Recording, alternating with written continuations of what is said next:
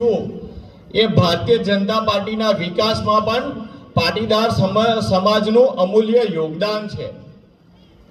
આપણે ગુજરાતની વાત કરી, દેશની વાત કરી, પણ પાટીદાર સમાજ એ વિદેશમાં પણ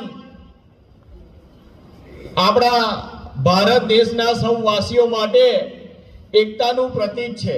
જ્યારે આપણો કોઈ ભારતીય કે હું તો કહું ગુજરાતી જ્યારે વિદેશમાં જાય છે તો એને સૌથી પહેલું શરણ એ આપણો પાટીદાર પરિવાર આપતો હોય છે। અને વિદેશમાં જ્યારે સૌને એક કરવાની વાત આવે ને તો એની આગેવાની હંમેશા પાટીદાર સમાજ પાસે જ હોય છે। અને એ વાતનો પણ ગર્વ છે કે વિદેશમાં આપણા પાટીદાર સમાજે એટલી પ્રગતિ કરી છે કે કેટલાક દેશની જીડીપી કરતા આપણો પાટીદાર સમાજ આગળ છે। અને એનું કારણ જો કોઈ હોય તો એ સમાજની એકતા છે। દરેક સમાજ પાસેથી કંઈ ને કંઈ શીખવાનું હોય છે।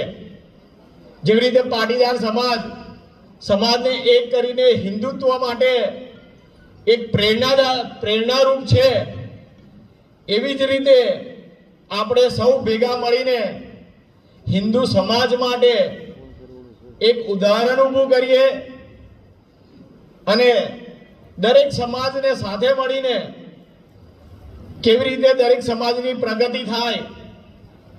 કારણ કે આજનો યુગ એ હરીફાઈનો યુગ છે, પણ હરીફાઈ કેવી હોવી જોઈએ? સ્વસ્થ હરીફાઈ હોવી જોઈએ કે એકબીજાને મદદ કરીને કેવી રીતે સૌને આગળ લાવી શકાય એ હરીફાઈ હોવી જોઈએ।